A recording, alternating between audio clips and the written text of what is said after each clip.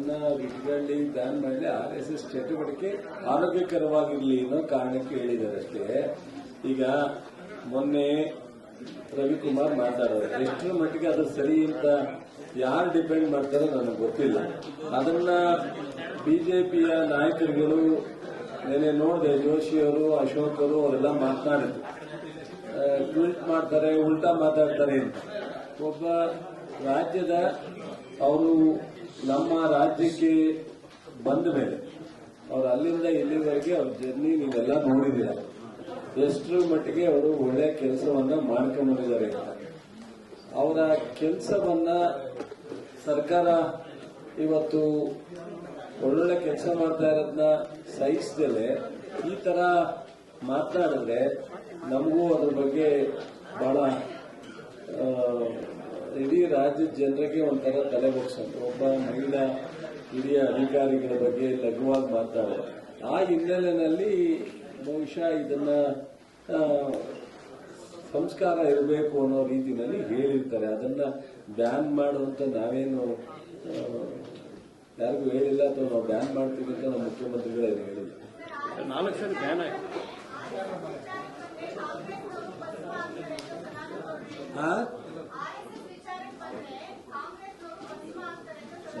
ಪಾಪ ಅವ್ರಂದ್ರೆ ಬ್ರಹ್ಮನ ವಿಷ್ಣುನ, ನಾವೆಲ್ಲ ಭಸ್ಮ ಒಬ್ರೆ, ಇಲ್ಲ ಶಿವ, ಇಲ್ಲ ನಾರಾಯಣ, ಇಲ್ಲ ಬ್ರಹ್ಮ, ಅವ್ರ 3 ಜನ ಅಂತ ಯಾರನ್ನಾರ ವರ್ಣನೆ ಮಾಡಕ್ ಸಾಧ್ಯ ಆಗೋದು.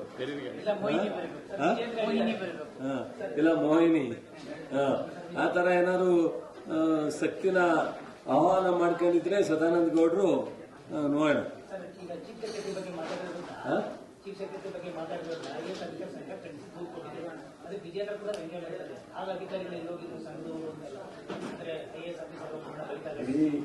ಯಾವಾಗ ಯಾರು ಮಾಡಿ ಅಂತ ಯಾರು ಹೇಳಲ್ಲ. ಯಾವ್ದಾದ್ರು ಕೆಲಸ ಮಾಡೋ ಸಂದರ್ಭದಲ್ಲಿ ಅಧಿಕಾರಿಗಳನ್ನ ಸ್ವಲ್ಪ ಗಟ್ಟಿ ವಾಯ್ಸ್ನಲ್ಲಿ ಹೇಳೋದನ್ನ ಅಪರಾಧ ಅಂತಲ್ಲ, ಪದ ಬಳಕೆ ಅದು ಬಹಳ ಮುಖ್ಯ.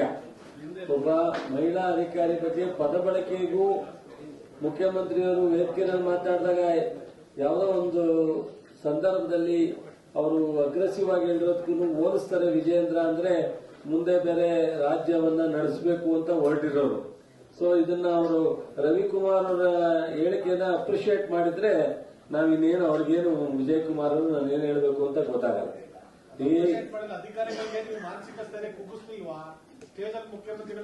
ಹೇಳದಲ್ರಿ, ಈಗ ಯಾವ್ದಾದ್ರು ಒಂದು ಇಂಟ್ರೆಸ್ಟ್ ಮಾಡಿರ್ತೀವಿ ಕೆಲಸ. ಈಗ ನಿಮ್ ಸಂಸ್ಥೆ ಮೇಲೆ ನೀವೇ ಯಾವ್ದೋ ನಿಮ್ ಕೆಳಗಡೆ ಕೆಲಸ ಮಾಡೋರಿಗೆ ಒಂದೇನೋ ಜವಾಬ್ದಾರಿ ಕೊಟ್ಟಿರ್ತೀವಿ. ಅದು ಕೊಡದೇ ಇದ್ದಾಗ ಒಂದ್ ಸ್ವಲ್ಪ ಸಿಟ್ಟು ಮಾಡ್ಕೊಳ್ಳೋದು ಸಹಜ ಅಲ್ಲ. ಆ ತರ ಒಂದು ಸಂದರ್ಭಕ್ಕೂ ಇದಕ್ಕೂ ಹೋಲಿಕೆನ ಅವರು ಬಿಜೆಪಿಯ ವಿಜೇಂದ್ರ ಆಗಲಿ, ಅಶೋಕ್ ಆಗಲಿ, ಅಥವಾ ಜೋಶಿಯರಾಗಲಿ ರವಿ ಅವರು ಮಾಡಿರೋದು ತಪ್ಪು ಅಂತ ಹೇಳಿದರೆ ಅವ್ರದ್ದೊಂದು ಸ್ವಲ್ಪ ಗೌರವ ಹೆಚ್ಚುತ್ತಿದೆ ಅಂತ ಕಾಣುತ್ತೆ. ಸೊ ಅವರು ಅದಕ್ಕೆ ಪ್ರೋತ್ಸಾಹ ಕೊಡ್ತಾವ್ರೆ ಅಂದ್ರೆ ಎಷ್ಟರ ಮಟ್ಟಿಗೆ ಬಿಜೆಪಿ ನಾಯಕರುಗಳಿಗೆ ಮನಸ್ಥಿತಿ ಇದೆ, ಸಂಸ್ಕಾರ ಇದೆ ಅಂತ ಅವರೇ ನೋಡ್ತಾರೆ. ನಾವೇನು ಅದನ್ನ ಬಿಡಿಸಿ ಹೇಳ್ಬೇಕಾಗಿಲ್ಲ. ಆಗಿದೆ ನೋಡಪ್ಪ, ನನಗೆ ಮುಂಗಾರು ಮೈಸೂರಿನಲ್ಲಿ ಮೈಸೂರು ವಿಭಾಗದ ಮುಂಗಾರು ರಿವ್ಯೂ ಇಟ್ಕೊಂಡಿದ್ದೆ, ಹಾಗಾಗಿ ಹೋಗ್ಬಾರ್ದು ಅನ್ನೋದು ನನಗೂ ಇಲ್ಲ. ಬಹುಶಃ ನಾವ್ಯಾವ್ದಾರ ಸಭೆ ಮಾಡಿದಾಗ ಬರಬಾರ್ದು ಅಂತ ಅವ್ರಿಗೂ ಇರಲ್ಲ ಅಂತ ಅನ್ಕೊಂಡಿದ್ದೀನಿ. ಅವರು ಕೆಲಸದ ಒತ್ತಡದಲ್ಲಿ ಬರ್ದೇ ಇದ್ರೆ ತಪ್ಪು ಅಂತ ನಾನು ಯಾವತ್ತೂ ಹೇಳಿಲ್ಲ. ಅವರು ಸಹ ನಮ್ಮನ್ನು ಬಂದಿಲ್ಲ ಅಂತ ಎಲ್ಲೂ ಹೇಳಿಲ್ಲ. ನೀವ್ ಯಾಕೆ ಕೇಳ್ತಾ ಇದ್ದೀರೋ ನನಗೆ ಗೊತ್ತಿಲ್ಲ. ಏನ್ ಜಿಲ್ಲೆಗೆ ಅವ್ರ ಪಾಡಿಗೆ ಅವರು ಮಾಡ್ಲಿ, ನಮ್ಮ ಪಾಡ ನಾವು ಮಾಡ್ಲಿ, ಆದ್ರೆ ಹೇಳಿದೀವಿ ನಾವು ಬರೀ ಈ CSR ಫಂಡ್ಗೆ ಮತ್ತು MP ಲಾಡ್ಗೆ ಸೀಮಿತ ಆಗೋದು ಬೇಡ. ಗವರ್ಮೆಂಟ್ ಆಫ್ ಇಂಡಿಯಾದಿಂದ ಏನಾದ್ರು ಒಂದಷ್ಟು ಒಳ್ಳೆ ಇದನ್ನ ತಂದು ಮಾಡ್ಲಿ ಅಂತ ರಿಕ್ವೆಸ್ಟ್ ಮಾಡಿದ್ವಿ. ಕೇಳಿದೀವಲ್ಲ. ಅಯ್ಯೋ, ನಮ್ಗೆ ಕಾವೇರಿ ಅಚ್ಚುಕಟ್ಟಿನಲ್ಲಿ ನಮ್ಮ ಜಿಲ್ಲೆಗೇನೆ ಆಧುನೀಕರಣಕ್ಕೆ 10,000 ಕೋಟಿನ ನೀರಾವರಿ ಕೊಡಿಸಿ ಅಂತ ಕೇಳಿದೀವಿ.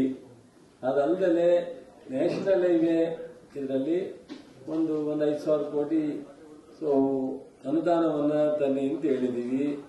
ಸೊ ಈ ತರದ ಒಂದಷ್ಟು ಪಟ್ಟಿ ಮಾಡಿಕೊಟ್ಟಿದೀವಿ. ನಮ್ಮ ಒನ್ ಟೈಮ್ ಗ್ರಾಂಟ್ ನಮ್ಮ ಮಂಡ್ಯ ಶುಗರ್ ಫ್ಯಾಕ್ಟ್ರಿಗೂ ಕೊಡ್ಲಿ, ಒಂದು 500 ಕೋಟಿ ಒನ್ ಟೈಮ್ ಗ್ರಾಂಟ್ ಕೊಡ್ಲಿ, ಕೊಡಬಾರ್ದು ಅಂತ ಏನಿಲ್ವಲ್ಲ.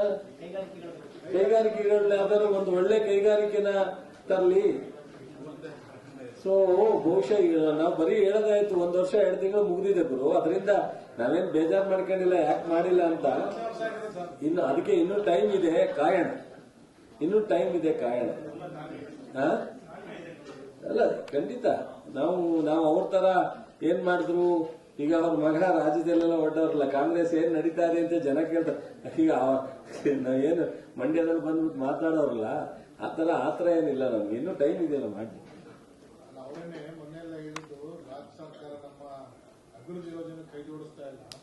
ಸುಮ್ಮನೆ ನಮ್ ಕುಮಾರಣ್ಣನ ಬಗ್ಗೆ ನಿಮ್ಗೆ ಗೊತ್ತಿದೆ, ಏನೋ ಒಂದು ಹೇಳ್ತಾರೆ, ಹೋಯ್ತಾ ಇರ್ತಾರೆ. ಅದೇ ಈಗ ಅದಕ್ಕೆಲ್ಲ ನೀವು ಸೀರಿಯಸ್ ಆಗೋದ್ರಲ್ಲ ಅರ್ಥ ಇದೆ. ನನಗೂ ಗೊತ್ತಿದೆ, ನಿಮ್ಗೂ ಗೊತ್ತಿದೆ. ನಿಮ್ಗೆ ಎಲ್ರಿಗೂ ಗೊತ್ತಿಲ್ಲ, ಕೆಲವ್ರಿಗಂತೂ ಬಹಳ ಜನ ಗೊತ್ತಿದೆ ಅಲ್ಲ. ಎಲ್ರೂ ನನಗೆ ಗೊತ್ತಿದೆ ಅಂತ ಹೇಳ್ದೆ, ನನಗೆ ಗೊತ್ತಿಲ್ಲ ಅಂತ ಹೇಳದ್ನ. ಏನೋ ಒಂದು ಹೇಳ್ತಾರೆ, ಹೋಯ್ತಾರೆ ಪಾಪ. ಈಗ ಮೇಕೆದಾಟು ಹೇಳೇ ಇಲ್ಲ ಅಂದ್ಬಿಟ್ರು. ಆಮೇಲೆ ಏನಾಗುತ್ತೆ, ನಾನು ಹೇಳೋದು ಬೇಜಾರು ಮಾಡ್ಕೊತೀರ ಬಿಡಿ, ಊಟ ಮಾಡಿ ಬೇಜಾರು ಮಾಡ್ಕೊಳ್ಳಲ್ಲ ಅಂತ ನಾನು ಕಂಡೀಷನ್ ಆಗಿ ಹೇಳಿದ್ರೆ ಮಾಡ್ಕೊತೀನಿ.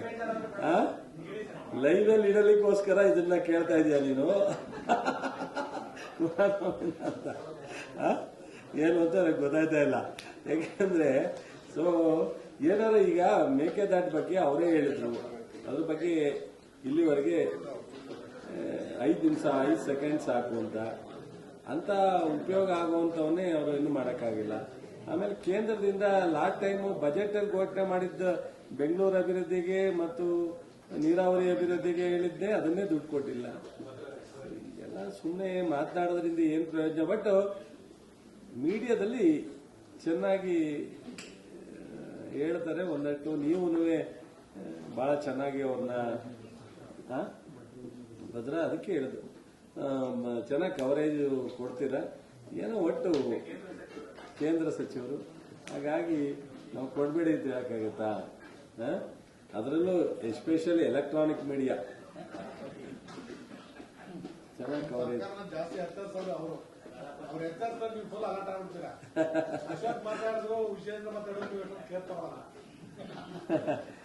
ಕುಮಾರಸ್ವಾಮಿ ಅವರು ಅಶೋಕು ವಿಜೇಂದ್ರಗಿಂತ ಏನು ಕಡಿಮೆ ಇಲ್ಲ, ಈ ತರದೆಲ್ಲ ವಿಚಾರವನ್ನ ಮಾತಾಡೋದ್ರಲ್ಲಿ ಪಾಪ. 18ಕ್ಕೂ ಬತ್ತಲ್ಲ, 2018ರಲ್ಲೂ ಇದೇ ಹೇಳಿದ್ರು. ಮೇಕೆದಾಟು ತರನೇ ಹೇಳಿದ್ರು, ಮೇಕೆದಾಟು ಬಗ್ಗೆ ಹೇಳಿದ್ರಲ್ಲ, ಹಂಗೇನೆ 2018 ಹೇಳಿದ್ರು. ಡಿಜಾಲ್ವ್ ಮಾಡ್ಬಿಡ್ತೀನಿ ನಾನು, ಬರ್ತಾ ಇದ್ರಿ ಮೆಜಾರಿಟಿ ಬರ್ತಾ ಇದ್ರಿ ಅಂತ. 23ಕ್ಕೂ ಹೇಳಿರ್ಲಿಲ್ವಾ? 23ರಲ್ಲಿ ಮುಖ್ಯಮಂತ್ರಿ ಅವರು ಇನ್ನೊಂದು ಪಾರ್ಟಿ ಜೊತೆ ನಾನು ಸರ್ಕಾರ ಮಾಡುವಂತ ಪರಿಸ್ಥಿತಿ ಬಂದ್ರೆ ನಾನು ಡಿಸಾಲ್ವ್ ಮಾಡ್ತೀನಿ ಅಂತ ಹೇಳಿದ್ರು.